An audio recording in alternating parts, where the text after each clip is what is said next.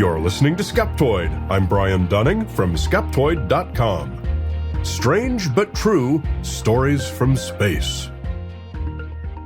Welcome to the show that separates fact from fiction, science from pseudoscience, real history from fake history, and helps us all make better life decisions by knowing what's real and what's not.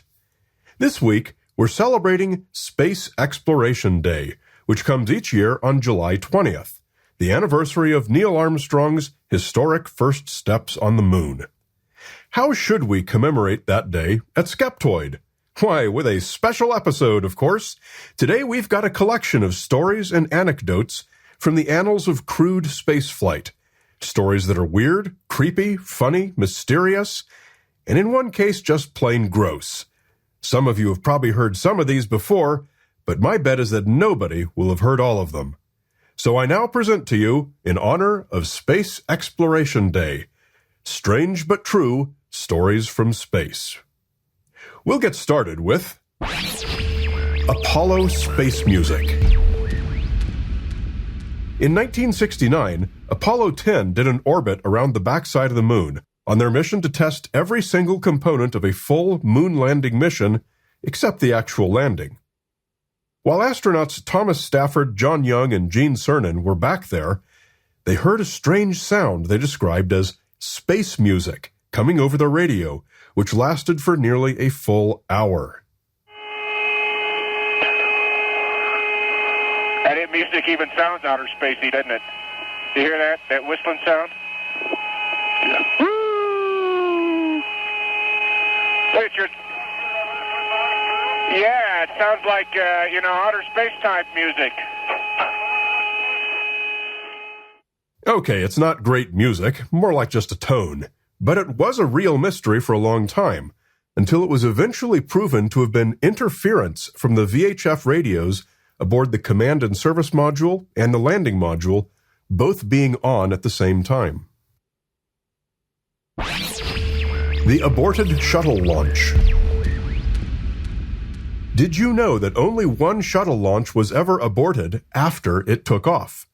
Fortunately, it resulted in the least dramatic type of abort, but due only to the quick action of the engineers. The Space Shuttle Challenger on flight STS-51F was about 3.5 minutes after it jettisoned the two solid rocket boosters and was continuing on the shuttle's three main engines, still connected to the large external tank.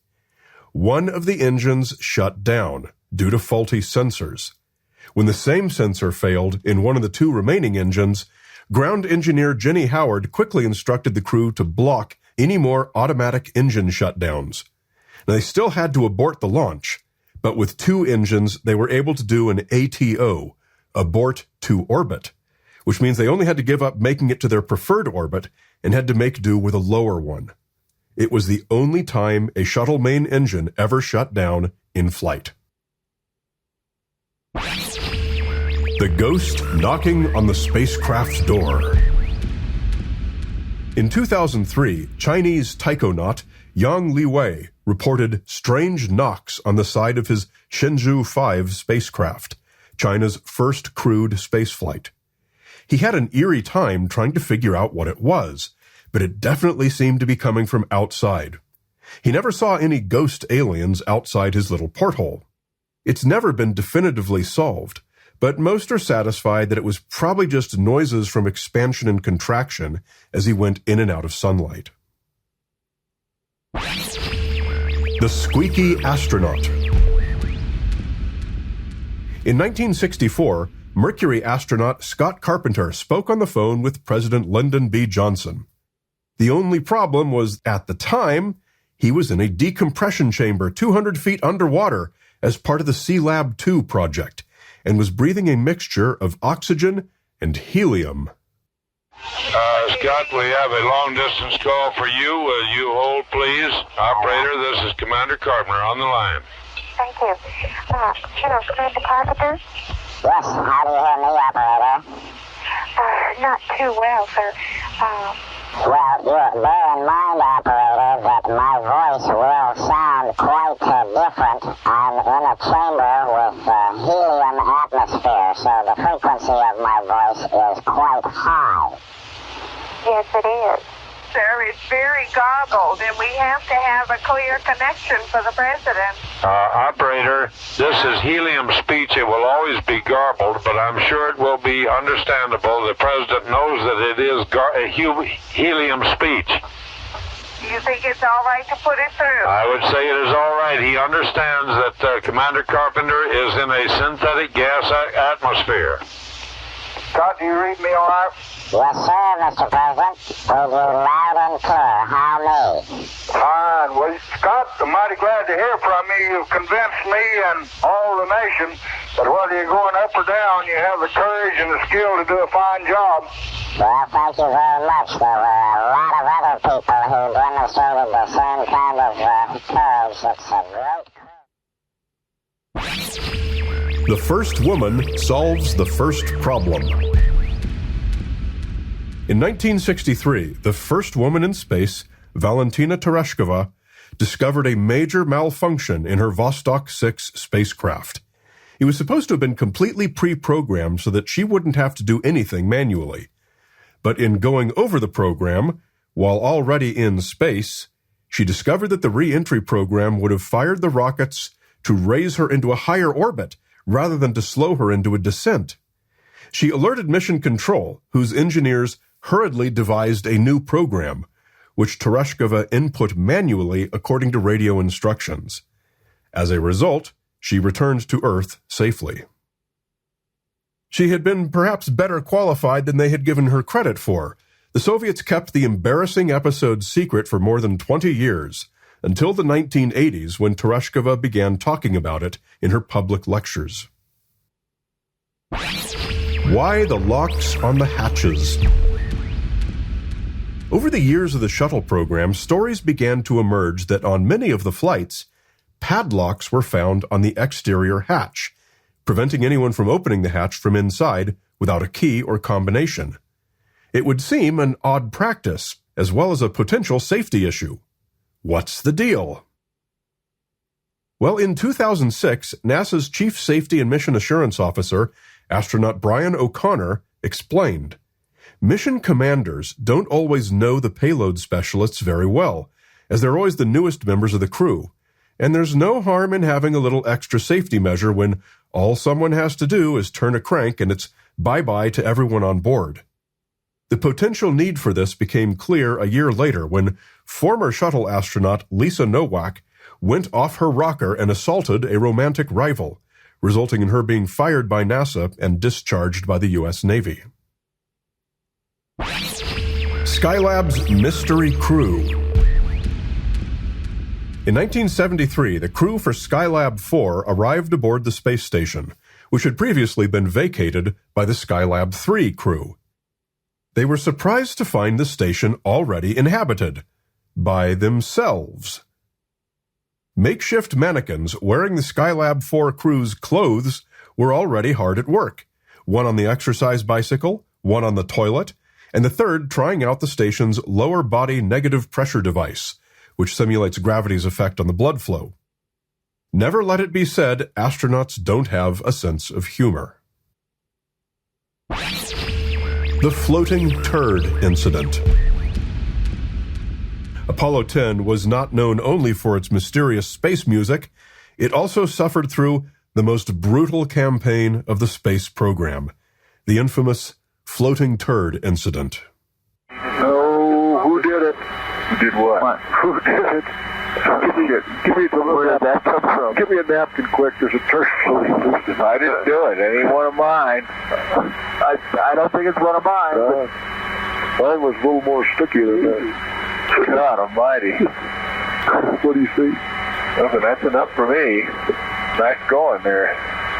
No more turds are going to fit in there. Is that waste compartment full? No. Hell, there's nothing in there. He put it in the bag, didn't he? You guys been trying to stick it through there with your fingers? A fully backed up record. It was because of the threat of such incidents that astronaut Bill Anders, who took the famous Earthrise photograph on Apollo 8 in 1968, set an unofficial record for the longest distance traveled by a human being without having a poo, some 750,000 miles. He said the procedure was just too primitive and uncomfortable, so he ate as little as possible in order to avoid having to go. But after 6 days and 3 hours, he definitely was feeling the need. Reportedly, Anders spoke with President Lyndon Johnson by telephone while sitting on a toilet aboard the USS Yorktown. John Glenn's Fireflies. In John Glenn's 1962 orbital flight aboard Friendship 7, he famously saw a cloud of bright particles swirling about, outside his spacecraft. He described a whole shower of them, keeping pace with his capsule and brilliantly lit up like they're luminescent. Mission Control feared the worst, that the specks were remnants of his heat shield, indicating that it was disintegrating. But Glenn himself had no idea what the fireflies could be. When Scott Carpenter took the next flight a few months later, he saw them too, but quickly figured out what they were. He found that banging on the side of the capsule dislodged and produced many more illuminated particles. They were simply bits of frost that would form on the side of the capsule turned away from the sun, and would then come loose when the capsule rotated around into the sunlight. With the bright sun reflecting off the frost particles, they looked just like brilliantly lit snowflakes. Long live Laika. Most of us have heard the story of how Sputnik 2 carried a dog into space in 1957. A very good girl named Laika, which means barker. Sputnik 2 was a one-way trip. There were no provisions made for returning the craft to Earth. That very good girl Laika was provided oxygen plus gelatinized food and water, with a last serving of food laced with poison to humanely euthanize her after 1 week. However, her vital signs ceased after only a few hours due to the unexpectedly high temperature inside the capsule. Sputnik 2 remained in orbit for about 5 months and ended its trip with a fiery re-entry that scattered the very good girl's ashes in the sky. The scientists who devised Laika's mission are universally reported to have regretted it. "Work with animals is a source of suffering to all of us," said one. "We treat them like babies who cannot speak." Another said, "The more time passes, the more I'm sorry about it. We shouldn't have done it. We did not learn enough from the mission to justify the death of the dog." Edgar Mitchell's Psychic Experiments. Apollo astronaut Edgar Mitchell had long been a deep believer in the power of the paranormal. Unusual for an astronaut perhaps, but astronauts are people like anyone else. He planned a grand unofficial experiment. At predetermined times during his Apollo mission, Mitchell would look through a set of 25 Zener cards and attempt to mentally transmit the cards to a group of recipients waiting back on Earth. Upon Mitchell's return, the results were statistically tabulated, and Mitchell announced success and proof of the power of psi. Chances were 3,000 to 1 against his results being pure chance. But his phrasing was careful. Skeptical analysts agreed with that number, but what Mitchell hadn't told us was that his experiment had failed so magnificently that 3,000 to 1 was the chance of doing that badly. Beginner's bad luck. I think the very best way to recognize Space Exploration Day is with a nod to the crew who probably had it the very worst. And no, it's not Apollo 13. I'm talking about Voskhod 2, in which cosmonaut Alexei Leonov performed the first EVA. The entire mission was plagued with a comedy of errors. The spacecraft was fitted with a clever inflatable airlock, a tube attached outside the hatch. When Leonov came out to do his spacewalk, his suit, the first time such a suit had been tried in space, overinflated so comically that he became a stiff, immobile Michelin man. In the sunlight, it quickly got so hot that his body temperature rose by 19 degrees Celsius, 35 degrees Fahrenheit, a medical emergency. But he had inflated so large that he could not fit back into the airlock. Leonov opened a valve to let the air out of his suit and was nearly dead from hypoxia by the time his crewmate pulled him back inside. But then the hatch would not properly seal, as it had been open too long during Leonoff's difficulties and had thermally distorted. When it was time to return to Earth, they weren't able to fit back into their seats, and so they initiated without being properly strapped in. The orbital module would not detach, and the jettisoning of the inflatable airlock sent them spinning out of control. Finally, the orbital module broke loose from the spinning, and the men miraculously managed to manually regain control. But by then they were so far off course that it took 2 days to find them. They had survived, but were crouching in the snow armed, defending themselves from marauding bears and wolves. Warm clothes were dropped, but the capsule's heater did not work and its fans were stuck on full blast.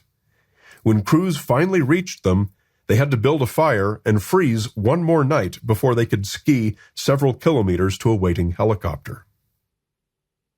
By that point, they probably wished they had selected any other profession. Leonoff, however, continued on other space flights and became a great national hero. Perhaps it is that ability to remain undaunted by even the worst possible experience that makes our space travelers worthy of a space exploration day. However you choose to celebrate, do it with gusto and courage, and the unflagging spirit of adventure. Since you're a premium member, we're now going to continue with some extended content that the free listeners don't get. Here it is. Following the Mercury program, which launched the famous Mercury 7 astronauts into space one at a time, was the Gemini program.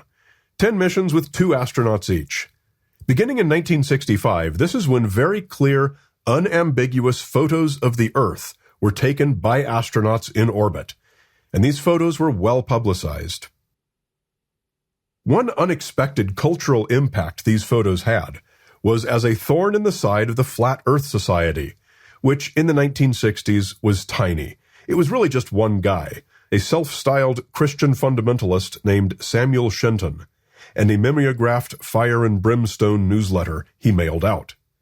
Faced with this new evidence of a round Earth, Shenton turned to debunking the Gemini photographs as NASA-perpetrated hoaxes. When Shenton died in 1971, the society was taken over by Charles and Marjorie Johnson, who called themselves the Covenant People's Church. By then, the Apollo program was in full swing, and the Johnsons found they had a much more formidable body of evidence to fight than Shenton had been faced with. You may recall the 1977 movie Capricorn 1, a Peter Hyams drama about a faked Mars mission. The plot for this film was largely the same as what was claimed in a self-published pamphlet titled We Never Went to the Moon, America's $30 Billion Swindle, by Bill Kaysing. Both plots claim the pilots slipped out of the rocket just before launch, filmed all the television broadcasts from a secret studio, then were taken back out to the capsule after it had splashed down. This basic plot had been promoted by the Flat Earth Society since it began forming in the dark underbellies of the Christian fundamentalist and conspiracy theory cultures, around the same time as the Apollo program got its start. And so we can actually trace the whole moon landing was a NASA hoax subculture all the way back to the photos taken by the Gemini astronauts.